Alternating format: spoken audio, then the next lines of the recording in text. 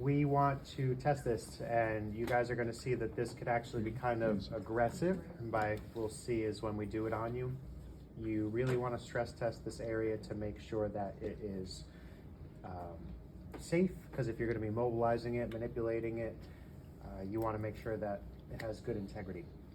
So we have 5-10 second hold. You're looking for a firm end feel on this one, whereas transverse ligament, you could look for symptoms, you could try to look for end feel. This one you are getting a firm end feel, holding it for that 5+ seconds. You're going to do it in a variety of different positions. And the tricky part is just getting the hands. So the hands are going to be on the articular pillars, just like it was for the test for the immediacy. And then just appreciating that you're going to sort of finagle them into a side bending motion. So for example, if this is the head and this is the vertebrae, if I'm going to side bend the head into left side bending, I need to bring the vertebrae down on the right. That creates a gapping position. If I bring the head into right side bending, I need to bring the neck down in this position to gap it over here. Some people keep the same hands to do this. Some people switch hands when it's time to switch sides. Doesn't matter what your preference is, as long as you're doing a gapping mechanism. Even though I show that this is a very big motion, it's not a big motion at all, because we're at one bone, one joint. That's in neutral. We have to be able to test that in neutral, and if need be, extension. So the only difference we do for extension is instead of just like side bending like this, just push up. That's translation, which is extension, and then just rinse and repeat. And I guess we'll call it a little bit trickier is that for flexion, you just have to bring the head up slightly to that segment and then do the same maneuvers.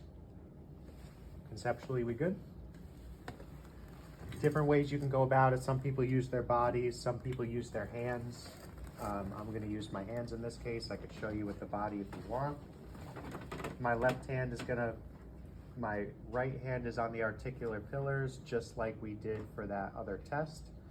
And left hand is providing a slight bit of compression. And then all I want to do is as I bring the head to the left, I bring my right thumb down. And that's it. We hold it.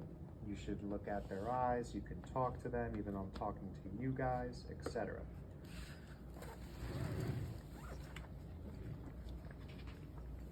That's not a good hair day, sorry. It's always good. Right, left thumb goes down, head goes to the right.